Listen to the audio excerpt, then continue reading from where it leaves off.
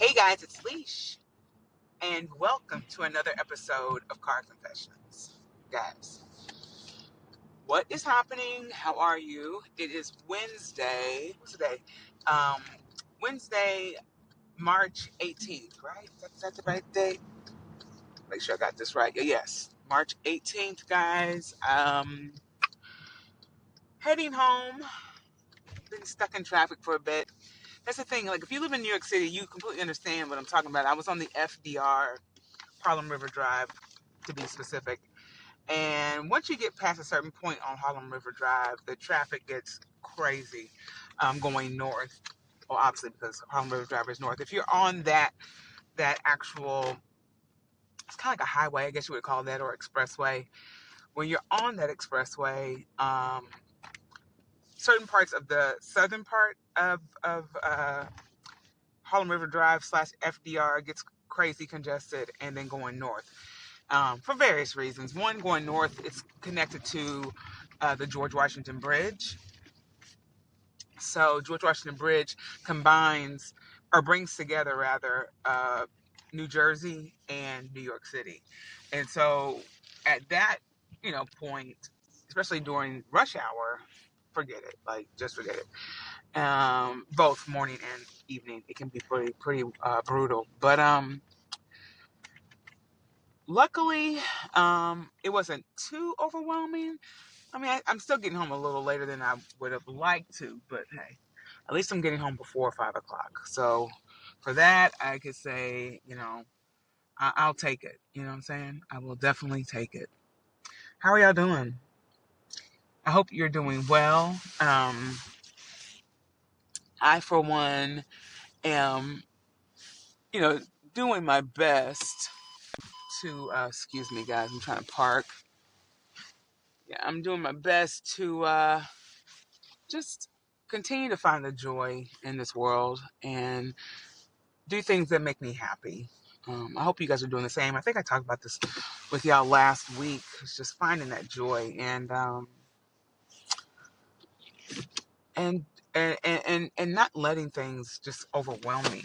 Uh, to be completely honest, I started a new job. I think I told you I started this new job, and it's a mess. Full stop. And I'll just leave it at that. It's a mess. If I leave, we can talk more. Anyway, that's another thing too. Guys, I am that kind of person. Like, I cannot allow places and spaces to confine me. Does that make sense? Like, for me, if something's not working for me, I have to remove myself from it. Whether it's a job, a relationship, whatever. Like, I'm not going to suffer um, in or out of silence. I just have to remove myself and find, like I said, the joy in something. And I think for me, for the longest, I was under the impression that you just had to quote unquote suffer through things. Particularly when it came to a job, because like, oh, I should be grateful I have this job and blah blah blah. And my mindset now, and everyone's different, but my mindset at this point in life was like, if it's not bringing me joy, I'm out of there. I'm just out of there, whether it's a job or whatever, because I'm not going to be miserable for the majority of the day. Actually, the most of my day. I can count on, let's see, on one hand, literally, how much time I have where I'm at home, spending time with my wife, eating, and just enjoying the evening. We spend so much time at these jobs. You know what I'm saying? I at least want to feel like, oh, that was a good day. I enjoyed it. And every day is not going to be perfect. Like, let's be serious. It's just like a relationship. Every day is not going to be perfect, but I need to know at the end of the day that either the person I'm with, the place I work, or whatever, I feel overall like, okay, this is where I'm supposed to be. Um, and I'm not getting that right now with the job thing. So in time, things will transpire. That's the hope. Well, it will. It will. Like, I know it will. I just, just have to allow time to do its thing. And that's another thing too. It's like I'm in this space, and I don't know if y'all have been feeling like this, but I'm in a space now where it's like all these things that I wanted to do. And I saw something on TikTok earlier and I was like, oh my gosh, this guy is speaking to me. Where it's like, I have all these goals, all these dreams, all these things that I want to do. And at the same time, it's like, I just don't want to do anything in terms of all that, all the things that we have been told. Like, we have to have all these things, we have to have a purpose, we have to do, X, Y, and Z, unless we, if we don't do these things, you know, are we enough? Are we even, someone that would be considered, I guess, like a person that's productive in this society? You know what I'm saying? And I'm just removing myself from that mentality. This whole idea of producing and producing and producing. Because I feel like all this production that we are, putting upon ourselves to do leads us to producing more. Like, we're just constantly on this, on this treadmill of like trying to catch the next thing and be the best thing and do it, whatever, right? And it just exhausts you, right? Or at least it exhausts me. I can't speak for y'all, but I'm just not there anymore, and I'm okay with it. Like, I'm really okay with that,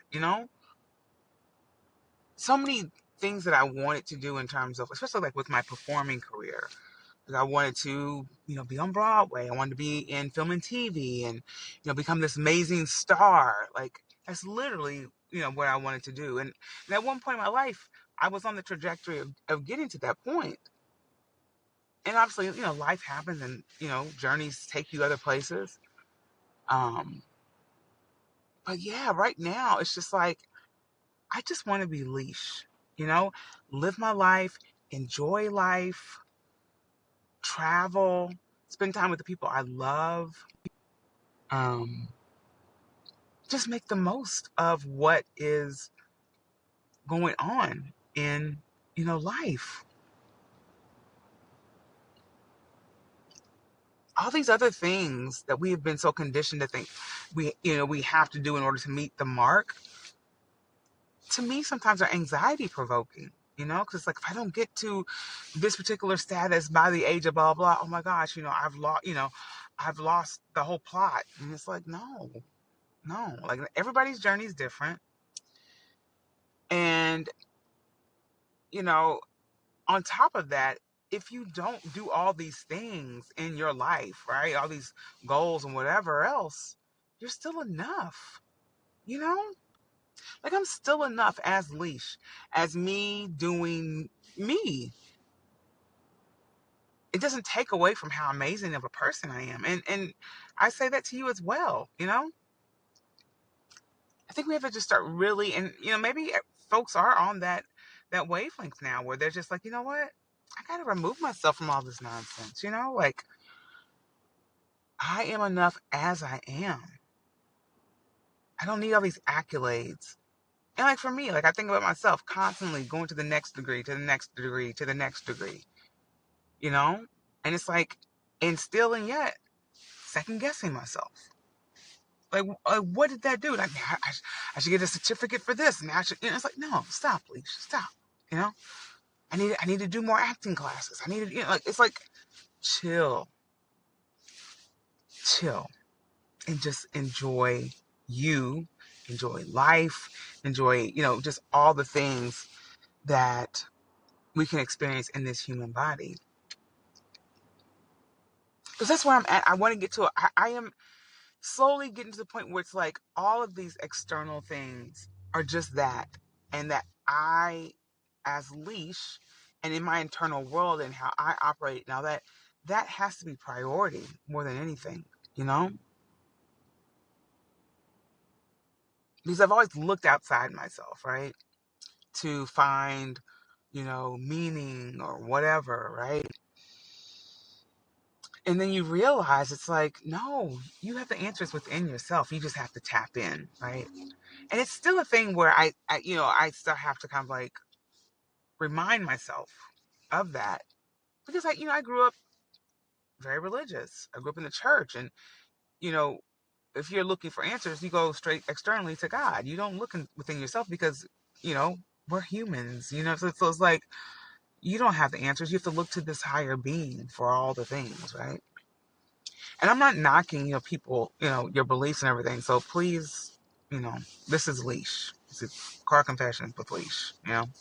For me, I have found that my deconstructing from Christianity and deconstructing from these societal norms have been freeing for me, and at the same time isolating, because I've been around, the majority of people I've been around most of my life have either been very religious or have been really invested in the system that we live in. And so when I talk about the things that I'm talking about now, some folks are just looking at me like, huh? Like, what are you, like, what are you even saying? And that's okay. Like, everybody's in a different position, and it's not for me to like say, oh, like, oh, I'm better or whatever. It's just, this is where I'm at in my life right now. And I'm happy. Like, I feel so much more free. Like, it's taken me a long time to be okay with the fact that, I don't go to church anymore, that I don't believe in all these religious, basically traditions that I grew up in, and that's okay. So even when I just like, you learn so many things about Christianity as it was presented to particularly Black folks, and even how it's still being spread across, the world. It's such a colonizer way of doing it. And I know a lot of people might just really, this might be really, ruffle some feathers here, but I don't personally believe in my heart of hearts that the way Christianity was presented to Black people was right. And I mean right in the way of providing freedom, providing empowerment, providing liberation. I think it was the exact opposite. Because how are you expected to find liberation in an afterlife? You know what I'm saying? Like, how do you know you're going to actually find liberation in this quote unquote afterlife? Right?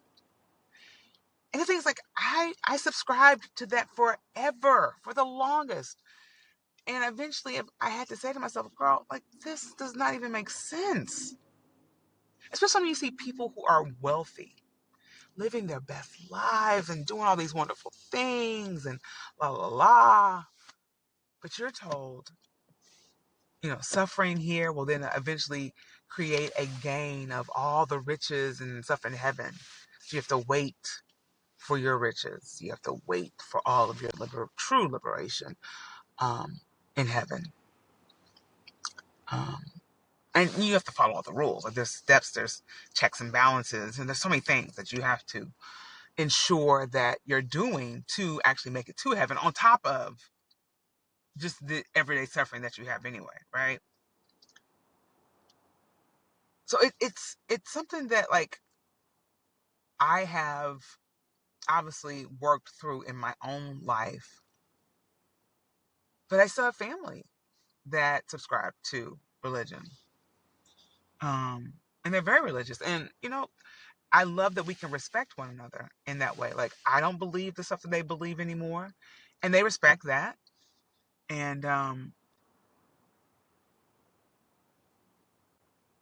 at the same time, for me, it's still like hard, because I think about, the sacrifices that my family has put themselves through in order to maintain a certain status uh, in the Seventh-day Adventist church.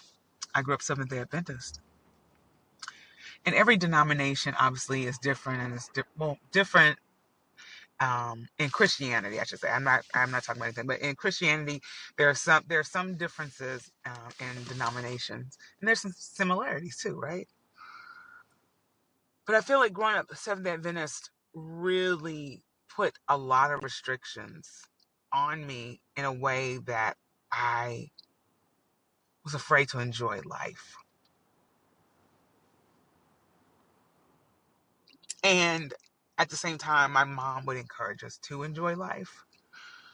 So that was confusing in many ways. Like I was able to, so if you don't know much about the Seventh-day Adventist Church, so Seventh-day Adventists believe that, Saturday is the Sabbath.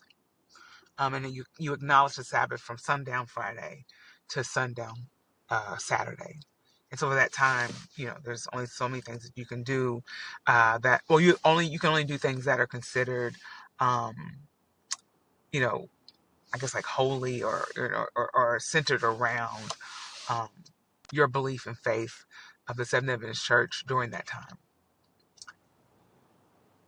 You can't do it, it's like the whole thing of like putting all the worldly things aside and you just focus on um, God and Jesus and, just honoring the Sabbath.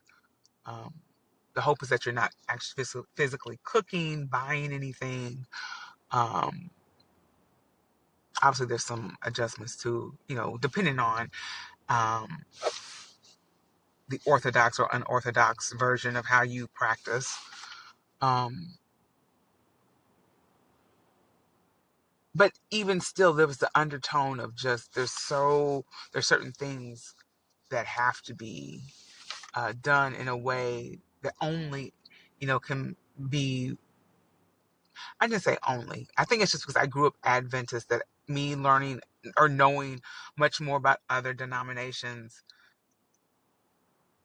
might be skewed because I grew up in this Seventh-day Adventist church. And I'm pretty sure other denominations and folks who grew up in other denominations can say the same, right?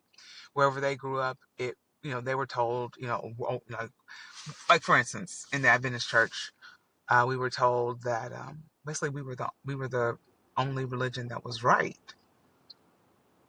And everyone else, for the most part, that weren't Adventists were going to hell. And there were, they explained away why, right? Um, One reason in particular was for those who went to church on Sunday worship. That was considered in the Adventist church the mark of the beast. And so I would take it upon myself when I was still, seriously into religion. I would take it upon myself to send my friends pamphlets, give them pamphlets, talk to them about the Adventist faith and the Sabbath.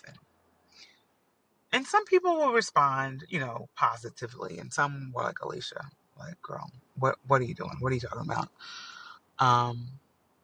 But that's all I knew. And I just wanted to save people. I didn't want them to go to hell. I was so sincere.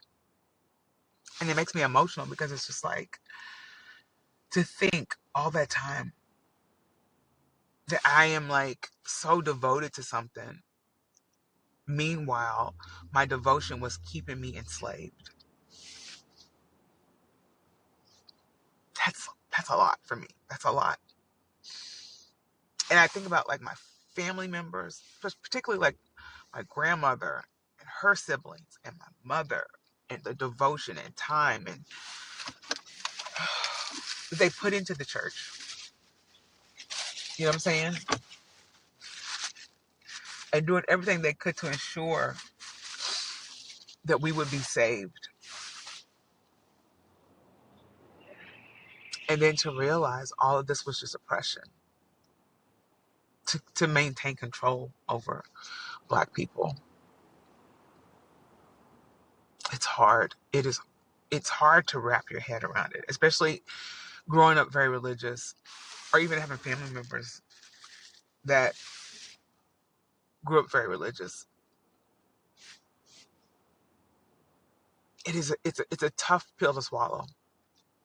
And I think it's hitting me even more so now because 2 days ago was my mom's birthday. My mom passed in 2019, and so she's always on my mind, and particularly she's heavy on my mind during the week of her birthday or even the week of her passing. She passed in December of 2019, and I just think about how she devoted her life to church. My mother would go to church on Sabbath and she would go to church on Sunday. Like she loved God. She loved church.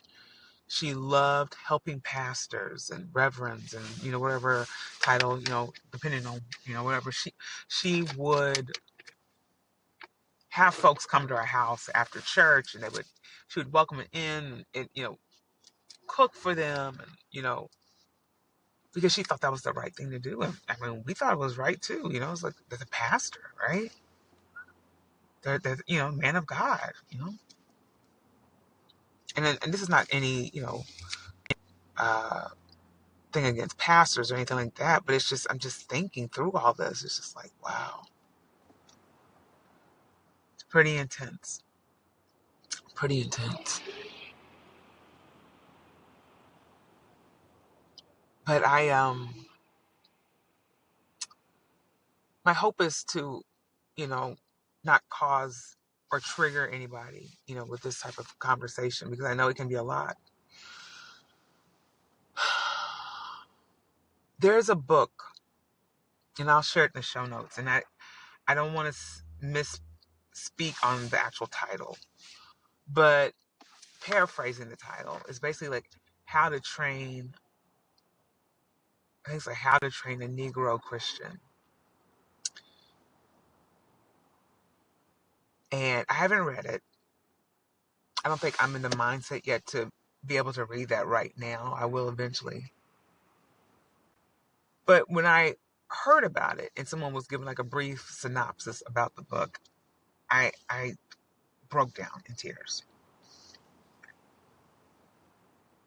Because like I said before, when I think about my family and their devotion to religion and to quote unquote God and all this, and then to know there was a book that was written to train Black people, Negroes as they called it in the book, to be a Christian, it begs the question of what were my ancestors doing prior?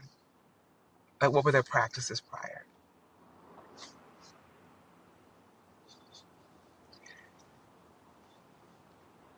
Um, I know my mom's side of the family in particular, they practice.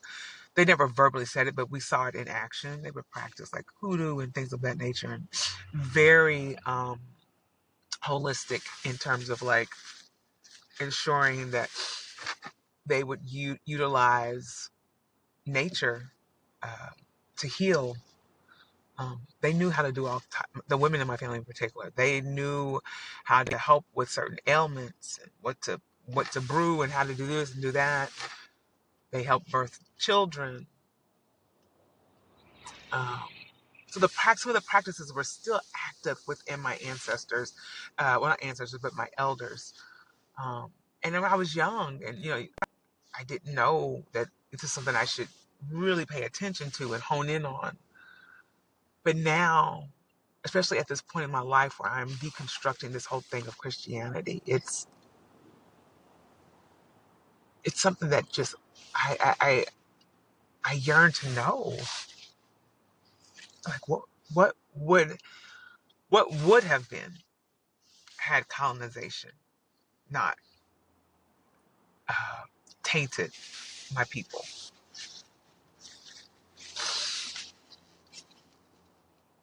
Black people are amazing. We are some of the strongest people, mentally, physically, spiritually. And I feel like when we are invested in something, we go all out. And that's why it hurts even more, because I think about the devotion to the church. It's unreal. And that love for caring for the church, unmatched, unmatched. If this resonates with anyone, and this is like, making you emotional, know that you are seen and you are heard and you are loved, and take care of yourself. because it's a lot. It's a lot to just digest, especially when you're just learning about this stuff and it's just like, excuse me? I'm still learning things. We're all still learning things, right? Sometimes the learning and being exposed to more knowledge can really be heartbreaking. When you find out truths that were hidden. I'm 47. So 47, I would say I'll go back, say, maybe 40 years, because around the age of 40s, and I really started like second guessing, like, okay, what is happening? Um, but all that time, right? But I guess for me too, when I look at the silver lining in all of this, is like, it's better to have gotten the information than to never have gotten the information, you know? Yeah. Still just trying to understand it all, as best as I can, and then take care of myself, if that makes sense. Um, I just think about my mama. I think about my grandma. I think about my aunts, even my uncles that were so devoted. I know they were doing the best that they could with the information they had. My heart breaks. My heart breaks for them. And I guess it breaks, and then it doesn't, because it's like, in their world they were living righteous. They were living righteous, and I can't fault them for that. I can't fault them for that. Um, Man, I'm thankful for those people. I'm thankful for my family. I'm thankful for the elders that brought me up in church. They did the best they could. And I'm also thankful that I was able to deconstruct from these teachings that were given to me by way of those folks. Um, yeah, it's that yes and, right? Whew. Sending you guys so much light and love. I am just in a stage in my life where I'm just trying to slowly but surely figure out at 47 what I'm doing. What am I doing? I think that's going to be like the constant thing. What am I doing? I think it just goes back to what I was talking about initially. It's just, I'm just going to be a leash. I'm just going to live my life, find the joy, do things that I want to do, remove myself from places and spaces that do not serve me, you know, and continue to shed light and love to those who are, who are willing to accept it. Because not everybody's willing to accept it. I've learned that over the years, for sure. All right, y'all. I have talked enough. This was a total therapy session, to be honest. Seriously. Um, but like I always say, y'all, let's just keep on keeping on. I love you, and I'll see you next week. All right. Love y'all. Bye.